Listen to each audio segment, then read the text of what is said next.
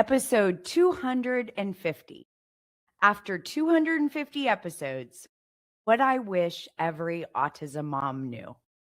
Well, hey, friend, welcome to a very special episode of the Not Your Average Autism Mom podcast.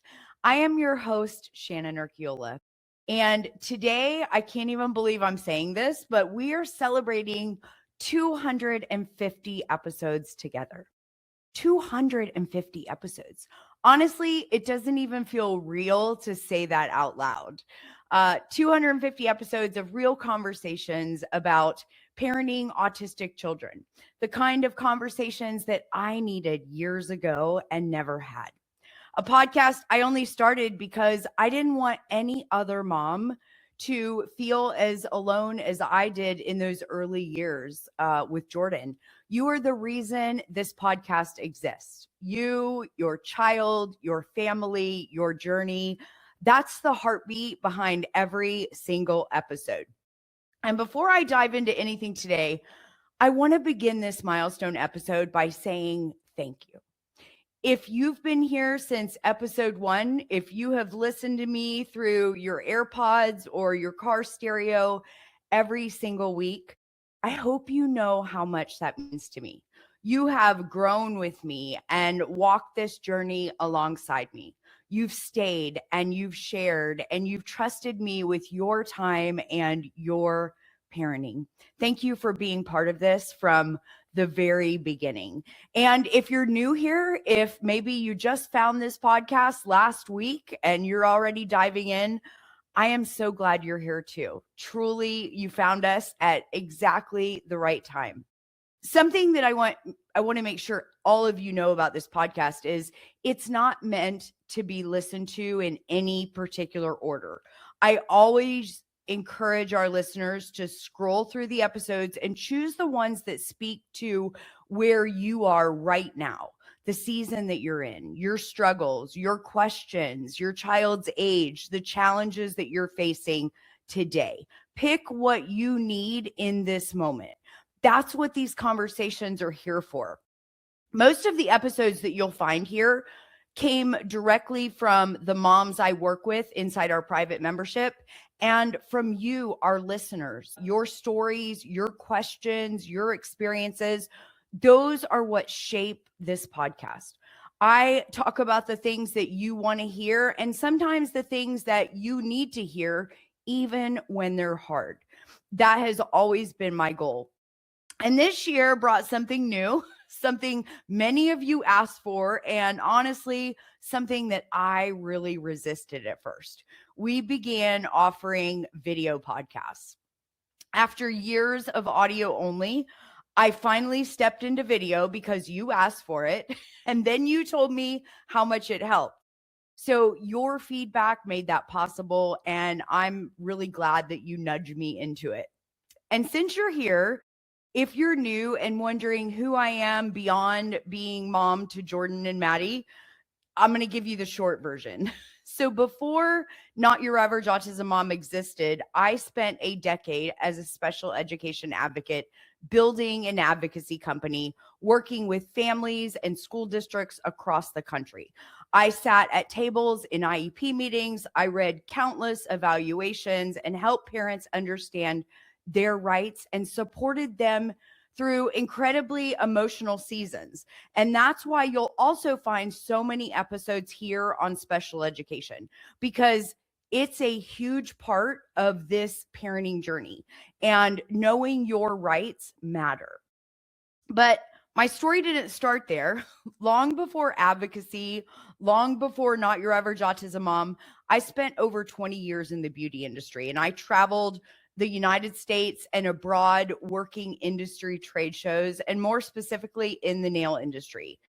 It was exciting and creative and fast-paced, and it was part of my identity, and I loved every minute of it. But when Jordan was entering third grade, everything shifted. I had been through a divorce and was figuring out what life ahead was going to look like after some not so good decisions along the way. But I knew that traveling wasn't something that I could continue to do. He needed more of me. And I knew if I was going to help him be successful, I had to figure out what this autism thing meant for him moving forward. He needed me available in ways that I hadn't needed to be before. So I hung up the travel bags and transitioned into advocacy. Then in 2020, I started Not Your Average Autism Mom because I realized something so important. I realized that moms like us needed more than information. We needed community and understanding and mindset support and a place to belong and a space where we didn't feel misunderstood or alone. And that's why I created Not Your Average Autism Mom. That's why this podcast exists. So, whether you've been here from episode 1 or you're joining us at episode 250, I want you to know that you belong here and you're not behind and you're not late. You are right on time. And because today is such a big milestone, I wanted to do something a little different. Instead of diving into a specific topic, I want this episode to feel like we're sitting across from each other, maybe at my kitchen table with our coffee that went cold an hour ago, maybe with laundry sitting somewhere behind us. Just two moms talking about the real, unfiltered truth of this life. Because what I'm sharing today, this is what I wish someone had told me long before I understood it myself. If you've listened to me for any length of time, you know that I'm not here to tell you that this autism parenting journey is easy. It isn't. Because you might think listening to me now, 20 plus years into this journey, that our days are calm and regulated and peaceful. They are not. We still have spiral moments here. What really happens is this: time changes things. And the lessons you learn along the way change things even more. It's not time alone. It's not wait until they're older. It's not it gets easier, because honestly, that phrase does not help you when you're buried in the thick of dysregulation. It's not because autism goes away. It's not because everything becomes calm or predictable. It's not because your home suddenly becomes more peaceful or meltdown free, but in a very real, very gradual, very lived way, time teaches you things. Your child teaches you things. You learn your child's nervous system. You learn yours. You learn what to let go of and what to hold on tighter. You learn what matters and what absolutely does not matter. You learn how to pick your battles and how to examine your expectations and how to breathe again. And those lessons, that wisdom, that lived experience, that is what changes everything. What actually changes everything is who you become along the way. It's the wisdom that you collect. It's the things that you stop resisting. It's the expectations that you loosen your grip on. It's the moments that you celebrate now that you used to overlook. If I could go back to early mom me, I'd tell her this first: you're not doing it wrong. You're doing it differently. I spent so many years thinking I was failing because Jordan didn't do things the way other kids did. I compared everything: how he communicated, how he played, how he learned, how he handled the world. Every time we walked into a new environment, I braced myself for the whispers, the stares, the judgment. And I blame myself for things I didn't cause and I couldn't change. But here's what I know now: your child doesn't need you to be like the mom next door. Your child needs you navigating their world in a way that works for them. And if you take nothing else away today, I want you to take this: you are not failing. You are not missing something that everyone else seems to understand. You are not behind. You're not supposed to be doing it the way other moms do it, because your path is not their path. Your motherhood was never meant to look like anyone else's. And while we're talking about spiral moments, I want to share something real quick that happened just 2 nights ago. Tuesday night this week, Maddie and her boyfriend Dalton came over for dinner. Nothing fancy, just a normal weeknight, steaks on the grill type of dinner. And some of you who've been here a while know Jordan has always struggled with family dinners sitting at the table. We're not sure why. Maybe it's the closeness, maybe it's being across from people, maybe, just the energy of more bodies at the table, maybe the unpredictability. Whatever the reason, it has just always been hard for him. Usually it's just the three of us, me, Dave, and Jordan. And honestly, we sit at the island in our kitchen and eat. It just works for us and it's comfortable for him. But that night, we decided to push the envelope a little bit. We told him that we were going to eat at the table. And immediately you could see his body stiffen. And he told me that I hadn't told him that. And he was right. I didn't. And yes, I know that knowing things in advance is always important to him. But I didn't do it this time. This was just another reminder to myself of how to make it easier next time. And this is just another example of how I still learn the things I already know over and over again. So he debated and he stalled and he mumbled his frustrations under his breath, and you could feel the tension. And listen, 10 years ago, this would have been the beginning of a full spiral. It would have escalated. He would have refused and slammed doors and yelled, and our entire night, all of our nights, would have unraveled. But this time, we all sat down.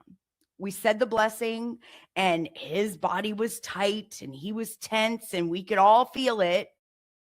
But here's one of the biggest lessons that time teaches you. You learn to pick up on dysregulation before it erupts. Years ago, we would have told him, just sit down.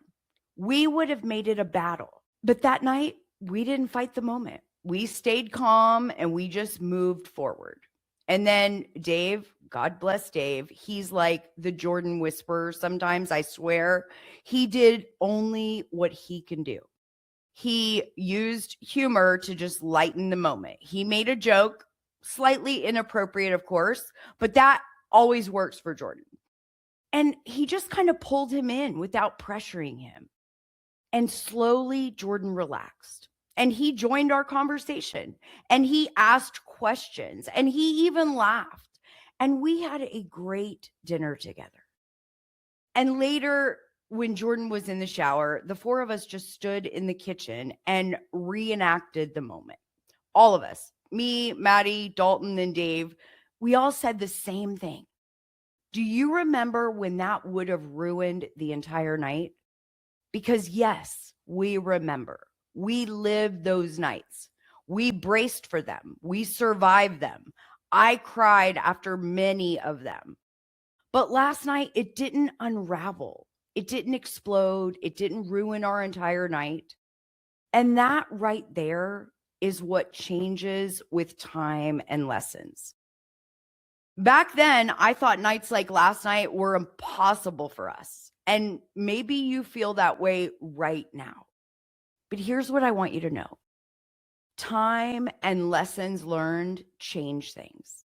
And not because you're doing it wrong now, not because you're not patient enough or calm enough or consistent enough.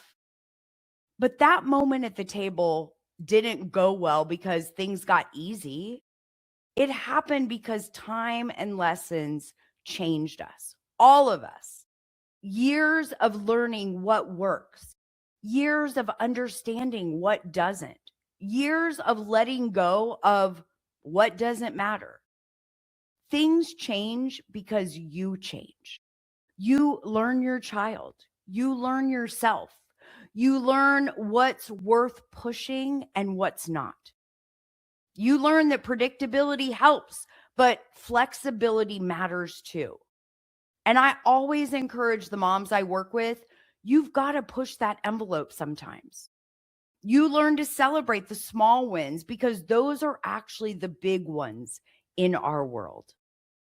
You stop bracing for every meltdown, assuming the worst, catastrophizing the future, gripping old expectations, comparing your family to normal families. You start trusting yourself and trusting your child and reading those cues before they escalate. You choose calm more often. You let go of the shame. You find yourself bouncing back quicker. You're seeing progress in places that you used to miss. You're celebrating moments instead of milestones. And you learn slowly and painfully and over time to stop trying to make your family look like a typical family. Because, friend, you're not a typical family. And that's not a bad thing. This is the real journey. This is the 250th episode truth. This is what I wish every autism mom knew. You know, parents always ask me, when did you finally accept this life? And the truth, there wasn't one moment. Acceptance doesn't just show up at your doorstep with a bow. It was the 3,000 little moments that I stopped fighting reality. It was the nights that I chose to let go of an expectation I didn't even know I was holding on to. It was the days that I realized Jordan didn't need, another mom. He needed me just the way I was. It was the times I realized I wasn't failing, I was learning. It was the moments I celebrated the things that I used to overlook, the times I didn't beat myself up because I got dysregulated too. Acceptance shows up in the cracks of your old resistance. Jordan today is not Jordan at 8 or Jordan at 12 or even Jordan at 20. He still struggles. He still gets overwhelmed. He still spirals sometimes, but he regulates faster and he communicates better and he can be redirected more easily than ever before. And he can recover without detonating the entire house. And that is growth. It's slow and it's messy. And mama, above all, it is earned. And trust me when I tell you that you are growing in ways that you can't see yet. If you could see yourself from my perspective, you would see growth that you don't even realize is happening. Every time you pause instead of panic, every time you let go instead of tightening your grip, when you choose calm instead of chaos, when you allow your child's pace instead of forcing yours, you are growing. When Jordan was younger, I didn't realize how much I was changing alongside him. I thought growth only applied to him, his communication, his behavior, his milestones, his progress. But quietly, slowly, without me even noticing, I was changing too. I was learning patience that I didn't know I had. I was learning how to sit in discomfort instead of trying to fix it. I was learning not to take things personally. I was learning to meet him where he was, not where I thought he should be. And here's the truth I didn't understand until years later. My life didn't get easier because autism magically got easier. It got easier because I changed, because I learned to manage my thoughts and my emotions and my expectations and my reactions. Autism still exists in our house every single day, just like it does in yours. But I'm different now. My nervous system is different. My thinking is different. My responses are different. And that has changed everything. This journey reshapes you, not because you were broken, but because parenting a child who experiences the world differently asks you to experience yourself differently too. And you don't have to love every moment. You won't. But you will love your child through every moment, even the hardest ones. And that matters more than anything. The same growth is happening in you, even when you don't see it. And one day, just like I have, you will look back and you will think, wow, I am not the same mom I used to be. And thank God for that. And as you start seeing that growth in yourself, something else usually shows up too. It's this sneaky belief that I see in almost every mom I work with. One of the biggest lies you tell yourself is, I don't matter as much. There was a long stretch of my life where I stopped existing outside of autism. Everything was about Jordan's needs and Jordan's routines and what Jordan needed. And I told myself that wanting anything for me was selfish. But do you know when everything shifted? When I realized that me burning out helped no one, me disappearing helped no one, me believing that I didn't matter helped no one. And I learned through coaching that I was part of this story too, that my emotional well-being mattered, that my peace mattered, that I could be Jordan's mom and I could also be a whole human being. And friend, so can you. You are allowed to rest. You are allowed to say no. You're allowed to ask for help, to have boundaries, to dream again, to reconnect to yourself, to be more than just a caregiver. And not only are you allowed to, but your child needs you to. They need you to be emotionally well. Your family needs you to. You need you to be emotionally well. You know, your identity didn't disappear when autism entered your life.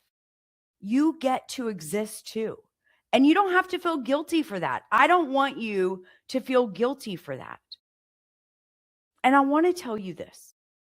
You do not have to love every moment of this parenting thing. You won't love the meltdowns. You don't have to love the IEP meetings. You won't love the regressions and the sleepless nights and the sensory battles or, this is not what I pictured moments. There are still days when I don't love it. There are days I am angry, days I feel resentful, days that I grieve the version of motherhood that I thought I was supposed to have. But for a long time, I made that mean I was a bad mom. I remember years where every meltdown felt like a reflection on my motherhood. I thought that, if he's upset, that I didn't prepare him enough, that if he's overwhelmed, I didn't plan enough. If he's dysregulated, I'm not calm enough. If he's struggling, I must have done something wrong. There was a time when Jordan's dysregulation threw my nervous system into chaos. I matched his intensity. I escalated because he escalated. And I feared every meltdown. I braced for the worst. But over time, something shifted. I remember one night, mid-spiral, I remember thinking, I'm okay. I'm not panicking. And it wasn't a miracle. It wasn't a strategy. It wasn't because he didn't struggle. It was because I learned not to join his storm. And that's one of the biggest gifts that time gives you. You stop being thrown by every wave and you just learn to ride them. So I want you to know that not loving every moment of this crazy parenting path that we are on doesn't mean that you don't love your children. It just means you're human. And the truth is, this is hard and none of us signed up for it. There is no version of motherhood in our world that is easier or harder.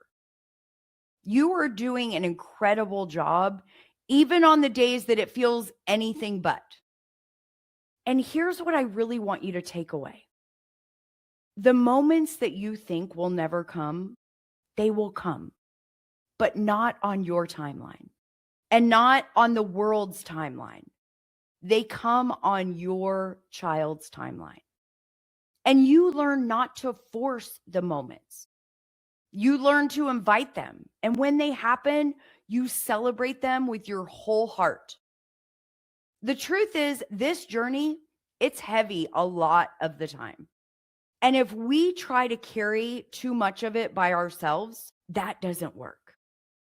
I built Not Your Average Autism Mom because I didn't want any mom to feel the way I felt in the beginning, isolated and scared and confused and overwhelmed and carrying the weight of the world on my shoulders without anyone who truly understood. Everything I teach now, everything I coach on, everything I share on this podcast and in the membership and in my presentations and now in my book comes from the place of knowing what it feels like to walk this journey alone. And just in case you don't know, yes, I am writing a book for moms just like you, moms raising autistic children who are trying to find their footing in a life they never planned.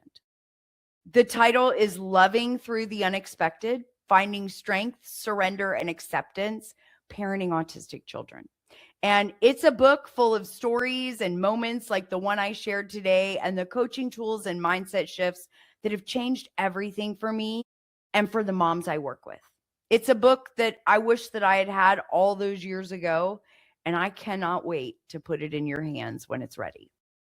But isolation only makes the hard harder. When you allow yourself to be supported, when you connect with other moms who get it, when you stop pretending that you're fine, life gets lighter. You get stronger and your family benefits, your marriage improves, your mindset changes, your emotions settle, and your confidence grows. And I want to let you know in next week's episode, episode 251, I'm going to be talking about how important that support piece is. So plan on joining me back here next week, same time, same place for an episode that you will not want to miss. And as we close out this milestone episode, I want to say something that I don't say lightly. Thank you. Thank you for trusting me with your time and your fears and your questions and your journey. Thank you for showing up to these conversations week after week. Thank you for letting me walk alongside you as you walk alongside your children. And I want you to know something. If you are here, if you are listening, if you are trying, you are doing better than you think. These 250 episodes, they're not about me. They're about you and the thousands of moms raising autistic children who deserve to feel seen and understood and supported and never alone. And to my members, to the moms that I am lucky enough to work with one-on-one and mentor and coach, thank you for being my village. My life is better because of you. I am a better mom and a better wife and a better friend and just a better me because of you. And I am truly grateful for each one of you. And if this episode made you feel a little hopeful or a little more grounded or understood, I would love it if you would leave a review. Share it on social media, tag us, because it truly matters. And not for me, but for those moms who haven't found us yet and desperately need these conversations. Here's to the next 250 episodes. Here's to your growth and your child's journey. And here's to the life that you're building, the one you never planned, but are learning to love through all of its unexpected turns. I hope today reminded you that you are doing better than you think. You are learning and you are growing and you are becoming the mom that your children needs. Not because you're perfect, but because you show up. And above all, remember, you, mama, are doing amazing at this mom thing. Happy 250th episode, friend. Here's to everything that comes next. Have a great day.